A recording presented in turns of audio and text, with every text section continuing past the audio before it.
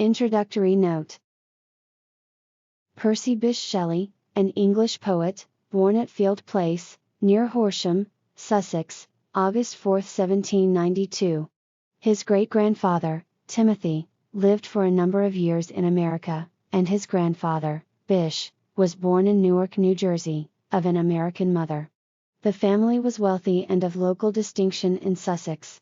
Timothy, the poet's father, succeeded in 1815 to the baronetcy given Bysshe in 1806.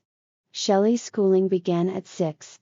At 10 he was sent to Sion House, near Brentford, and at 12 to Eton. In the fall of 1810, having finished in good standing at Eton, he entered Oxford.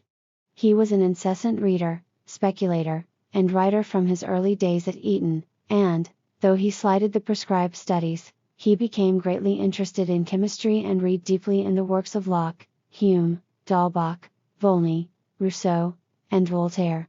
By March, 1811, he had produced 2 novels, a rhymed narrative, a play, now lost, a great quantity of verse of indifferent or wholly bad quality, and was joint author with his cousin Medwin of a romance. He had also already begun Queen Mab.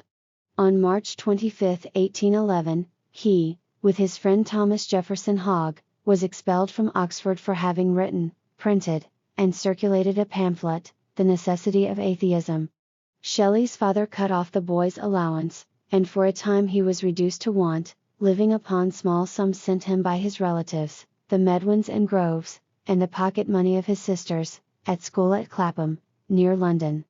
A girl of 16, Harriet Westbrook, the daughter of a retired tavern keeper and a schoolmate of his sister's, acted as message-bearer between the Shelleys. Early in June, a family truce having been patched up, Shelley returned home. From there he made a visit to Wales, but on receiving a despairing letter from Harriet, went to London. In August the pair eloped, and on the 28th were married in Edinburgh. Shelley's father again cut off his allowance. In December Harriet's father allowed his daughter £1,000 a year, and in January, 1812, Shelley's father made an equal allowance.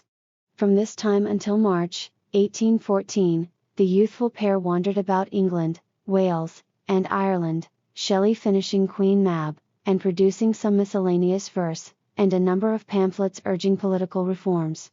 The union had now become uncongenial, Harriet evincing a growing indifference to the subjects which were the life and soul of the reformer and poet, and concerning herself more and more regarding the possessions and attributes necessary for a fine lady. Shelley, however, doubtful of the validity of the Scotch marriage, remarried Harriet on March 26.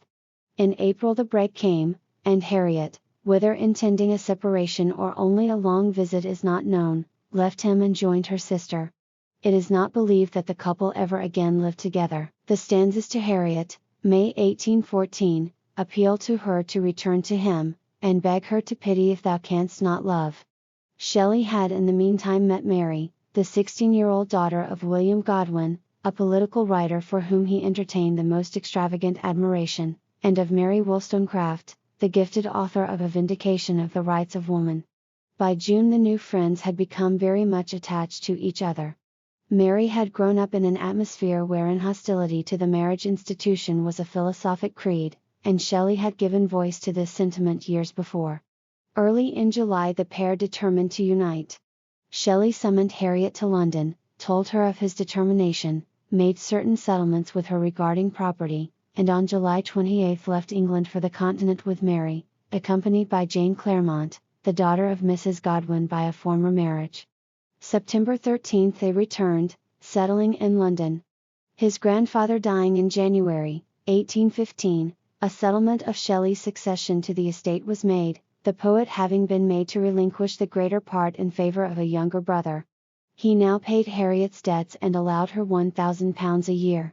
In August he took a house near Windsor Park, and in May, 1816, Shelley, Mary, Jane Clairmont, and the child, William, born January, 1816, made another trip to the Continent. At Lake Geneva they met Lord Byron, and Jane Clairmont renewed the intrigue begun in London, the fruit of which was the child, Allegra, born after the return of the party to England, where they arrived September 7. It seems certain that this intrigue was unknown to the Shelleys until shortly before the birth of the child.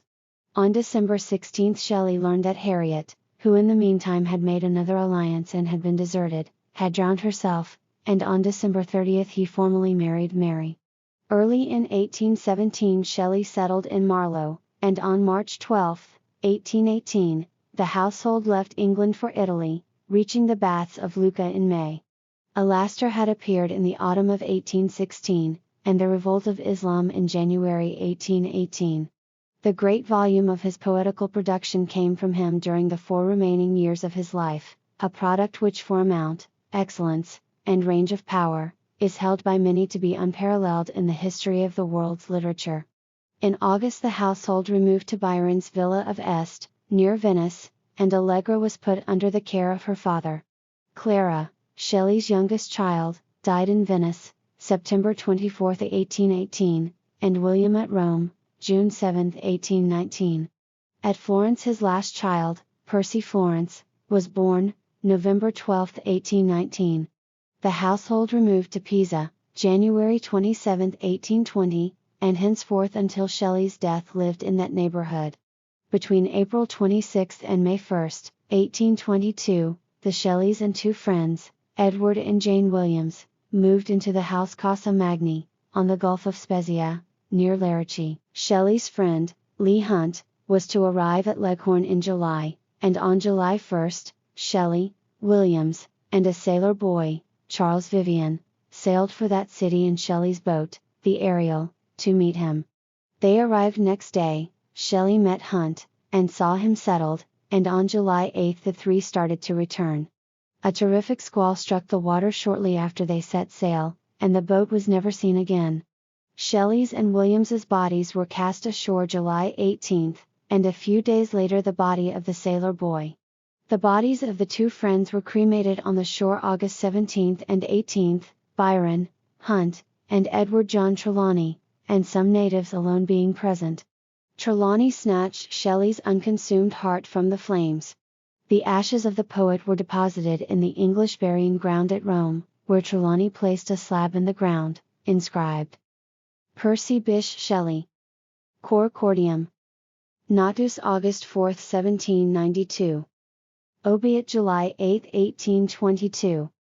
Nothing of him that doth fade, but doth suffer a sea change into something rich and strange.